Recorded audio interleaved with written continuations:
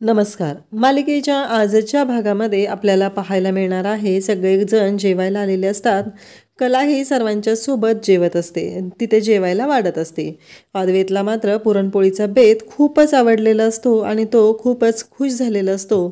त्या पुरणपोळ्या अगदी तो खूपच आनंदाने खात असतो. त्याचबरोबर सरोज, श्रीकांत त्या सगळेजण आता तिथे जेवायला आलेले असतात. रोहिणी, राहुल, नैना सर्वजण तिथं असतात.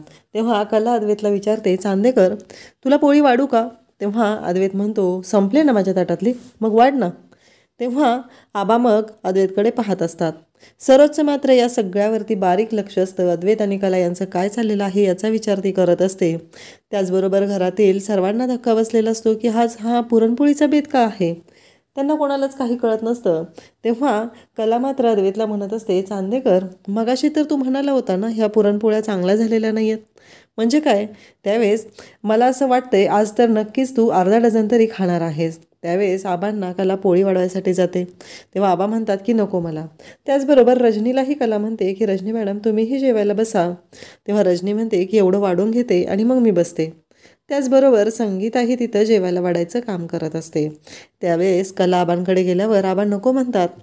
तेव्हा अद्वैत हा आबांना म्हणत असतो की आबा मला असं वाटतं की तुम्हाला आवडल्या नाही आहेत पोळ्या, म्हणजे छान झालेल्या नाही आहेत ना, म्हणूनच तुम्ही घेत नाही. तेव्हा आबा म्हणतात की नाही नको मला. तेव्हा कलाला आबा अद्वैतला म्हणते की चांदेकर तुला आवडलेत ना रे? नाही मगाशी तर तू म्हणत होता की चांगल्या झालेल्या नाही आहेत, एवढं काय बनवता येत नाही आहे. मग आता ह्या एवढ्या पोळ्या कसं काय खाऊ शकतोस तू, चांगल्या झालेल्या नसतील तरीही.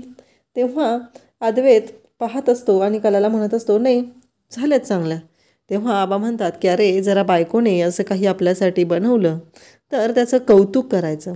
तेव्हा आबा असं म्हटल्यानंतर अद्वैत कलाकडे पाहत असतो. अद्वैतला असं वाटत असतं की जे काय आहे ते ठीक आहे ना, मी कौतुक का करू हिचं, म्हणजे हां तसा बरा बनवते स्वयंपाक ही. कला मात्र हसत असते. आबांचं म्हणणं असतं की कसं आहे बायकोने काहीतरी केलेलं आहे त्याचं जर कौतुक नवऱ्याने केलं तर मात्र नवऱ्याने कौतुक केल्यामुळं बायकोला मात्र छान वाटत असतं. आता इकडे आबा पाहत असतात. आबा सांगत असतात. आबांचं असं म्हणणं असतं की काहीही झालं तरी कौतुक हे करायला पाहिजे ना, कसं का असे ना, शेवटी तुम्ही नवरा बायको आहात. हे सगळं चालू असतं. आणि त्याचबरोबर आबांचं म्हणणं असतं की चांदेकरांच्यात असं जे करत आहेस ना तू अद्वैत, हे काही योग्य नाही आहे, बायकोचं कौतुक केलंच पाहिजे. तेव्हा अद्वैत म्हणतो की हो छान झालेत पोळ्या, अगदी जगात भारी झालेत असं तो म्हणतो. कलाला मात्र छान वाटतं. कला म्हणते पण मगाशी तू वेगळंच काहीतरी बोलला होतास ना. तेव्हा तिकडे अद्वैत म्हणतो हां मगाशी मी वेगळं बोललो होतो पण छान झालेत, आता मी सांगतोय ना छान झालेत आणि अगदी मनापासून कौतुक करतो. त्यावेळेस संगीता बाकी सगळ्यांनाही खूप छान वाटत असतं. कलाही खुश झालेली असते आणि आबांनी सांगितल्यामुळं अद्वैतनं कौतुक केले असं अद्वैत पुढं म्हणत असतो. एवढं काही नाही पण बरा बनवते स्वयंपाक, छान झालेत पोळ्या. हे ऐकल्यानंतर कला म्हणत होते मगाशी तर तू वेगळं बोललं होतंस ना रे चांदेकर. तेव्हा अद्वैत म्हणतो मगाशी मी खोटं बोललो होतो, आता मी खरं बोलतोय. सरोज मात्र शांतपणे ह्या सर्व गोष्टी पाहत असते. अद्वैत खुश आहे हे तिला दिसत असतं पण तिला कलाचा मात्र राग येत असतो. त्यानंतर आपल्याला पाहायला मिळतं की अद्वैत या सगळ्या गोष्टींकडे बारीक बारीक नजरेने पाहत असतो. तो जेवत असतो. त्याचबरोबर आजचा मेनूही त्याला खूप आवडलेला असतो आणि अद्वैत म्हणत असतो की दे ना मला पोळी. तेव्हा कला म्हणत असते नाही बस, कारण तू तर म्हणाला ना तेवढ्या छान झालेल्या नाहीत, मग का देऊ मी तुला पोळ्या, असं कला अद्वैतला म्हणत असते. आणि त्याचबरोबर अद्वैतचं मात्र असं म्हणणं असतं की एवढ्या छान झालेल्या नाही आहेत तरीही मला असं वाटतंय, असं तो बोलत असतो. तेव्हा कला त्याच्याकडे पाहतच असते. कलाचं म्हणणं असतं की अद्वैतनं कौतुक करावं ना तर तोंड भरून करावं, उगीचच काय पण काय बोलायची गरज नाही आहे असं कलाला वाटत असतं. आणि कला त्याच्याकडे पाहत असते. त्याच्याकडनं ती अपेक्षा करत असते की अद्वैतनं तिला सांगितलं पाहिजे की ह्या पुरणपोळ्या ज्या आहेत ना त्या खूप छान झालेल्या आहेत, त्याला आवडलेल्या आहेत. एवढीच अपेक्षा कलाला असते म्हणून कला बोलत असते. त्यानंतर सगळेजण बसलेले असतात आणि कला मात्र तिथे आलेली असते. अद्वैतही असतो आणि मग संगीता म्हणत असते की खरंच अगं कले आजच्या पोळ्या ना खरंच खूप छान झाल्या होत्या, अगदी जगात भारी. जावई बापू बोलले ना ते अगदी बरोबर आहे. आणि कला म्हणत असते की कलाचं असं म्हणणं असतं की ह्या ज्या पोळ्या आहेत ना त्या कलाने स्पेशली अद्वैतसाठी केलेल्या होत्या, त्यामध्ये अद्वैतसाठी असलेलं प्रेम होतं, त्यामुळंच त्या पोळ्या छान झालेल्या असतात. तेव्हा संगीता म्हणत असते, असंच जरा नवऱ्याचं कौतुक करत जा, नवऱ्याला गोडधोड खायला घालत जा, म्हणजे नवऱ्याला पण छान वाटेल ना, असं संगीता सांगत असते. तेव्हा अद्वैत म्हणत असतो, बघितलं ना काय सांगितले आईनं ते. तेव्हा कला म्हणत असते की ती माझी आई आहे. तेव्हा अद्वैत म्हणतो, हो तुझी आई आहे, पण त्या कौतुक माझंच करत आहेत ना, लक्षात येते का तुझ्या, असं तो बोलत असतो. तेव्हा कला मात्र पाहत असते. तेवढ्यातच तिथे सरोज येते आणि सरोज म्हणू लागते की अद्वैत, हा जो हार आहे ना, तेव्हा तो तुझ्या पणजोबांनी जेव्हा चांदेकर ज्वेलर्स सुरू केलं ना, तेव्हा बनवलेला आहे आणि याच्यामध्ये आपल्याला मॉडिफाय करायचं आहे. आणि हे जे डिझाईन आहेत ना, या डिझाईनला मॉडिफाय करून आता नवीन डिझाईन बनवायचं आहे आणि ते थोडंसं मॉडर्न असलं पाहिजे, पण त्याला ट्रॅडिशनल टच असला पाहिजे. तेव्हा अद्वैत मात्र तो हार कलाकडे देतो आणि कलाला म्हणतो की खरे लक्षात आलं ना आईनं काय सांगितलेलं आहे ते. आणि अद्वैत म्हणतो, आत्ताच्या मार्केट व्हॅल्यूनुसार ह्या हाराची किंमत 20 ते 22 लाख रुपये आहे, त्यामुळं हा हार हँडल करतानाही जपून करायचा आहे, एवढं लक्षात ठेव. कला म्हणते, असं आहे का. आणि कलाला ही गोष्ट काही पटत नसते. कलाचं असं म्हणणं असतं की तू मला का ऑर्डर सोडत आहेस, मला कळतंय ना काय करायचं आहे ते.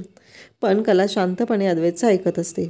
सध्या तरी तिने त्याला काही ॲटिट्यूड दाखवायचं काम करत नाही, कारण आता ही कामाची गोष्ट आहे आणि अद्वैतने तिला सांगितलेलं आहे की हे काम तिला करायचं आहे. पण तिथं बसलेल्या नैनाच्या डोक्यात मात्र वेगळंच सुरू असतं. नैना म्हणत असते, हा हार जर मला मिळाला तर माझे अर्ध्यापेक्षा जास्त प्रॉब्लेम सॉल्व्ह होतील आणि तो सौरभ जो आहे ना, तो जो मला त्रास देत आहे ना, तोही बंद होईल, असं नैनाचं म्हणणं असतं. आणि काही करून आपल्याला हा हार मिळवायचाच आहे. अद्वैतने आता तो हार कलाच्या हातात दिलेला असतो आणि कलाला सांगितलेलं असतं की हे डिझाईन बघून घे आणि त्यानंतर ठरव की ते काय करायचं आहे. त्याची घडणावळही खूपच सुंदर असते. कलाही तो हार अगदी हात लावून पाहत असते. नक्की त्या हारामध्ये काय स्पेशालिटी आहे, ते डिझाईन, हे सगळं ती पाहत असते. नैनाच्या डोक्यात मात्र सुरू असतं की एकतर तो हार चोरायचा, ज्यामुळं कलाचं वाटोळं होणार आहे, आणि दुसरी गोष्ट म्हणजे तिला जे पैशाचे प्रॉब्लेम सहन करावे लागत आहेत आणि त्याचबरोबर ती प्रेग्नंट नाही, हा रिपोर्ट जो सौरभ घरात पाठवणार आहे ते टेन्शन तिचं मिटणार असतं. म्हणून तिची ही सगळी खेळी चाललेली असते. इकडे सोहम पेंटिंग करत असतो आणि त्याला मधूनच काजलची आठवण येते, म्हणून तो काजलला कॉल करतो. काजल म्हणते, काय. तेव्हा तो म्हणतो, गुंडेश्वर मला बोलायचं आहे तुझ्याशी. तेव्हा काजल म्हणते, काय. तेव्हा तो म्हणतो की आत्ता मला कळलेलं आहे की लग्न करणं का गरजेचं आहे.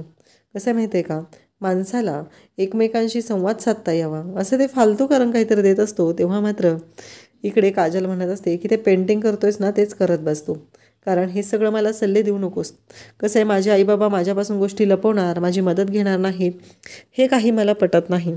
त्यामुळं काहीही झालं तरीही मला ही गोष्ट काही पटलेली नाही की जर माझ्या आईबाबांना माझ्याबद्दल जर असं वाटत असेल, ते माझ्याशी जर व्यवस्थित नसणार, ते जर म्हणत असतील की नाही आता जर हिला सांगितलं तर हिला टेन्शन येईल, त्यामुळं मी मात्र ऐकून घेणार नाही.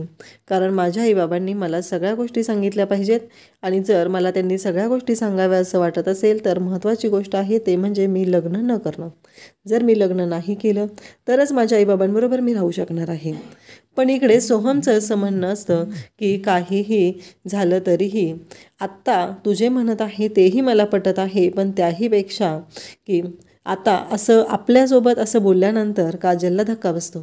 काजल विचार करत असते. काजल म्हणत असते, आपल्यासोबत. तेव्हा तो म्हणतो, अगं तुझ्यासोबत राहून राहून मला सवय लागले ना आपल्याला म्हणायची, म्हणून ते म्हणलेलं आहे, असं तो बोलून जातो आणि वेळ मारून येतो.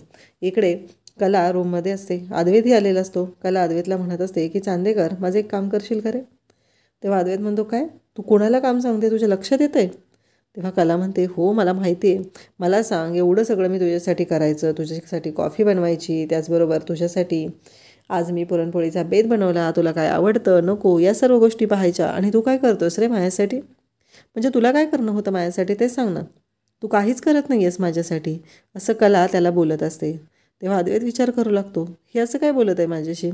तेव्हा कला म्हणते की अरे कर ना. तेव्हा अद्वैत म्हणतो, काय काम करायचं आहे. तेव्हा कला म्हणते की कपाटातील टॉवेल आणि साडी द्यायची रे मला तेवढी. तेव्हा अद्वैत म्हणतो, मग दे, तुला घेता येत नाही का. तेव्हा कला म्हणते, त्या दिवशी कसा कपाटाला चिकटून बसलेला, त्यावेळेस स्वतःहून दिली आणि आता मागितलं तर देत नाही आहे. त्यावरती अद्वैत कलाला म्हणतो की ठीक आहे. कला शांतच बसलेली असते. अद्वैत मग कपाटातली साडी काढतो आणि कलाला साडी देतो. तेव्हा कला म्हणते, चांदेकर खरंच सेम चॉईस. म्हणजे तुला माझ्या मनातलं कळायला लागलेलं आहे. मलाही तीच साडी हवी होती आणि बरोबर तीच साडी तुम्हाला दिलेली आहे, असं कला अद्वैतला सांगत असते. त्यानंतर अद्वैतला कपाटात कलाने कशाही ठेवलेला तो हार दिसतो आणि अद्वैतची चिडचिड होते. अद्वैत म्हणतो, तुला कळतंय का तू काय केलेलं आहेस ते? असा ठेवलायस तो हार? तुला माहिती आहे का तो किती महागाचा आहे? 20 लाखाचा आहे तो हार आणि तू अशा पद्धतीनं ठेवलेला आहे, असं म्हणत अद्वैतची चिडचिड सुरू झालेली असते. कला म्हणते, चांदेकर एवढं ओरडू नको. आणि त्याचबरोबर त्या हाराचं जे पेंडन आहे ते तुटतं आणि ते खाली पडतं आणि ते बेडच्या खाली गेलेलं असतं. आता कला आणि अद्वैत दोघंजण शोधायला सुरुवात करतात. नक्की ते पेंडन कुठं गेलेलं आहे हे त्यांना शोधायचं असतं. कलाही शोधत असते, बेडच्या खाली वाकून बघत असते, हे तिचं चाललेलं असतं. आणि तेव्हाच अद्वैतही तिला मदत करत असतो. तेव्हा कलाला दिसतं ते पेंडन जे आहे ते अद्वैत आहे ना त्याच्या बाजूला पडलेलं आहे आणि तिथेच बेडच्या खाली आहे. म्हणून कला अद्वैतला म्हणू लागते की तिथेच थांब चांदेकर, हलू नकोस. आणि मग अद्वैत आणि कला दोघंही ते पेंडन शोधत आहे. कलाला ते पेंडन दिसलेलं असतं आणि कला मग ते पेंडन तिथून उचलते आणि अद्वैतला म्हणू लागते की चांदेकर. तेव्हा अद्वैत मात्र ते तिने ऑर्डर दिलेली आहे ना सेम तसाच तिथेच बेडच्या खाली वाकून बघत असतो आणि तसाच तो तिथे बसलेला असतो. तो हलतही नाही जराही. कला मात्र उठते, ते पेंडन त्या बाजूला पडलंय ते उचलते आणि मग अद्वैतकडे पाहते आणि अद्वैतला म्हणू लागते, चांदेकर मिळालं पेंडन, उठ आता. तेव्हा अद्वैत म्हणतो की तूच मला बसायला सांगितलं होतं, आता तूच मला उठायला सांगते, नक्की प्रॉब्लेम काय आहे तुझा? तेव्हा कला म्हणते, नाही रे तसं नाही काय, आता तुला उठ म्हणलं ना मी, कारण ते पेंडन सापडलेलं आहे. तेव्हा अद्वैत म्हणतो की आता ना हे मीच ठेवणार आहे आणि तुला डिझाईन करायचे आहे ना तर त्या हाराला तू हात लावायचा नाहीस, कारण काहीही झालं तरी तो हार खूप लाख मोलाचा आहे. आणि मग अद्वैत तो म्हणत असतो की हे पेंडन कसं तुटलं? त्या दोघांचं तसलं लुटूपुटूचं भांडण सुरू होतं. अद्वैत विचारत असतो तेव्हा कला म्हणत असते की मला काय माहिती कसं तुटलं आहे आणि काय झालेलं आहे ते, कारण ते पेंडन जे आहे त्याला मी हातही लावलेला नव्हता. तू हार दिला आणि मी तो हार आणून कपाटात ठेवला, बाकी मी काहीही केलेलं नाही, असं कला म्हणत असते. तेव्हा अद्वैत म्हणत असतो की नाही, नक्कीच तुझ्याकडून काहीतरी गोंधळ झाला असणार आहे. कला म्हणत असते की हे बघ चांदेकर, मी काहीही केलेलं नाही, तू माझ्यावरती नसते आरोप लावू नकोस. कलाचं हे म्हणणं असतं, परंतु अद्वैत मात्र ऐकायलाच तयार नसतो. अद्वैत म्हणत असतो की मला माहिती तुझ्याकडूनच काहीतरी घडलेलं आहे. इकडे आपल्याला पाहायला मिळतं नैना तिच्या नखांना तिथे शेप देत असते. तेवढ्यात राहुल तिथे येतो आणि राहुल म्हणतो, काय करतेस? तेव्हा नैना सांगते की काही नाही, नखांना शेप देते थोडासा. तेव्हा राहुल म्हणतो, नाही मला कळत नाही आहे म्हणून विचारलं. राहुल कपाट उघडतो आणि कपाटातलं ते एनव्हलप जे म्हणजे तिथे नैनाच्या प्रेग्नन्सीचे रिपोर्ट असतात, ती प्रेग्नंट नसल्याचं त्याच्यामध्ये असतं, ते रिपोर्टचं एनव्हलप खाली पडतं आणि ते रिपोर्ट राहुलच्या हातात येतात. आणि तेव्हा मात्र नैनाच्या पायाखालची जमीन सरकते. नैनाला खूप मोठा धक्का बसलेला असतो. म्हणजे जर का आता हे रिपोर्ट राहुलच्या हातात आले तर आपण पकडले जाणार ही भीती तिला वाटायला लागलेली असते. त्यानंतर आपल्याला पाहायला मिळतं की इकडे आता अद्वैतने तो हार एका ट्रान्सपरंट बॉक्समध्ये ठेवलेला असतो आणि कलाला सांगितलेलं असतं की ह्या हाराला तू लांबून बघायचा आहे, या हाराला तू अजिबात हात लावायचा नाहीस, काहीही झालं तरी ह्या हाराच्या जवळपासही तू जायचं नाही. तेव्हा मात्र इकडे कलाला राग येतो. कला म्हणत असते, काय चाललंय रे तुझं प्रत्येक वेळेस, म्हणजे नवीनच काहीतरी तू शोधून काढत असतो आणि हे मला अजिबात पटत नाही असं कला अद्वैतला सांगत असते. अद्वैत म्हणत असतो, मी सांगितलंय ना, आता हे कसं चिकटवायचं आहे पेंडन ते सांग. तर कला म्हणते, त्याला ग्लू आण आणि चिकटव, त्याशिवाय चिकटणार आहे का ते, असं कला त्याला आडवं बोलत असते. अद्वैतची मात्र चिडचिड होत असते. अद्वैत म्हणत असतो, काय चाललंय तुझं, तू अशा पद्धतीनं काय बोलतेस? तेव्हा कला म्हणते की मी चुकीचं काहीच नाही बोलत आहे, जे खरं आहे ना ते सांगत आहे.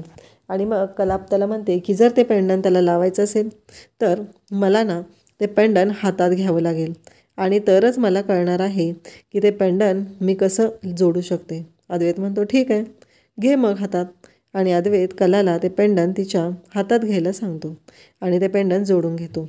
त्यावेळेस कला म्हणत असते की हे बघ, काहीही झालं तरीही मी अजिबात ऐकून घेणार नाही आणि हा हार आता मी तुझ्याकडे दिलेला आहे, मी त्याला अजिबात हात लावलेला नाही किंवा मी काहीही केलेलं नाही, हे सगळं कलाचं म्हणणं असतं. आणि अद्वैतला ती समजावून सांगत असते. खरं तर कलाला असं वाटत असतं की अद्वैत जे काय आहे ना, जे काय करत आहे ना, ते असं विचित्र पद्धतीनं वागत असतो. त्यानंतर आपल्याला पाहायला मिळणार आहे की उद्याच्या भागामध्ये अद्वैत आणि कला दोघंही बेडवरती असतात. कला मात्र अद्वैतशी भांडत असते. कलाला अद्वैतशी भांडायला काहीही कारण लागत नसतं. उठसूट काहीही विषय काढत असतात आणि हे दोघंजण मात्र भांडतच असतात. त्यांचं भांडण सुरू असतं. कला म्हणत असते की तू प्रत्येक वेळेस असाच करत आहे, तुला अजिबात कदरच नाही. त्यावेळेस संगीता मात्र तिथून जात असते आणि अद्वैत आणि कलाने साडीचा पडदा मध्ये दोघांच्या सोडलेला असतो आणि दोघंही भांडत असतात. त्याचवेळी आपल्याला पाहायला मिळतं की अद्वैत कलाला म्हणत असतो की खरे नक्की तुझं काय चाललेलं आहे गं, तू ना शांतपणे मला राहूही देत नाही. कलाही अद्वैतला तेच म्हणत असते आणि कलाला मात्र बारीक खोड्या काढण्यात मजा येत असते. कला अद्वैतला म्हणत असते की हे जे काय तुझं चाललं आहे ना ते थांबलं पाहिजे आणि अद्वैत कलाकडे पाहत असतो. त्यानंतर आपल्याला पाहायला मिळतं की कलाने स्पष्टपणे अद्वैतला सांगितलेलं असतं की हे सगळं जे काय आहे ना ते तुला तुझं दिलेलं आहे आणि आता मला काही विचारायचं नाहीस. तेव्हा इकडे संगीता त्या दोघांचं भांडण पाहते आणि संगीता म्हणू लागते की मला ना तुझ्याशी बोलायचंच नाही, एक गोष्ट बोलायची आहे असं म्हणत ती रॉकेटकडे येते आणि रॉकेटला विचारू लागते. तेव्हा रॉकेट म्हणतो की काय झालं. संगीता म्हणते की तुझ्या दाजीला आणि कलाताईला एकत्र आणण्यासाठी काय करता येणार आहे ना ते जरा बघावं लागेल. तसं म्हटल्यावर इकडे रॉकेट म्हणतो की हां करूया ना आपण काहीतरी, कारण रॉकेटलाही असं वाटत असतं की कलाताई आणि अद्वैतदाजी एकत्र आले पाहिजेत. म्हणून आता रॉकेटनं या गोष्टीसाठी होकार दिलेला असतो आणि कलाला आणि त्याचबरोबर अद्वैतला एकत्र आणण्यासाठी आता संगीता आणि रॉकेट या दोघांनी मिळून एक जबरदस्त असा प्लॅन केलेला असतो आणि त्या प्लॅननुसार ते त्या दोघांना एकत्र आणणार असतात. आणि कला मात्र आता अद्वैतच्या बारीक खोड्या काढत असते. अद्वैत झोपलेला असतो. कला त्याला उठवत असते, ए चांदेकर उठ असं म्हणून ती त्याला उठवत असते. अद्वैत उठतो आणि तिला म्हणतो काय चाललंय. कला मात्र त्या साडीच्या पदराचं जे टोक आहे ते अद्वैतच्या कानात घालते आणि मग त्याला गुदगुल्या करून उठवत असते. अद्वैतला मात्र राग आलेला असतो आणि अद्वैत म्हणतो झोपूही देत नाही आहे शांत. तेव्हा कला मात्र त्याच्या खोड्या काढण्यात मग्न होत असते आणि अद्वैतला ती म्हणते की लाईट बंद कर. तेव्हा अद्वैत म्हणतो की तू उठून कर. त्यावरती कलाचं असं म्हणणं असतं की ते लाईट तुझ्या बाजूला आहे तर मला असं वाटतंय की तू बंद करावे, असं तो कलाला सांगत असतो. आणि त्याचबरोबर कलाही ऐकायला तयार नसते आणि अद्वैत मात्र शांतपणे झोपून जातो आणि म्हणतो की तुला प्रॉब्लेम होत असेल तर तू बंद कर, मला काही त्या लाईटचा प्रॉब्लेम होत नाही. आणि त्याचबरोबर कला अद्वैतकडे पाहते आणि झोपी जाते. अशाच अपडेटसाठी चॅनलला सबस्क्राईब करा. थँक्यू.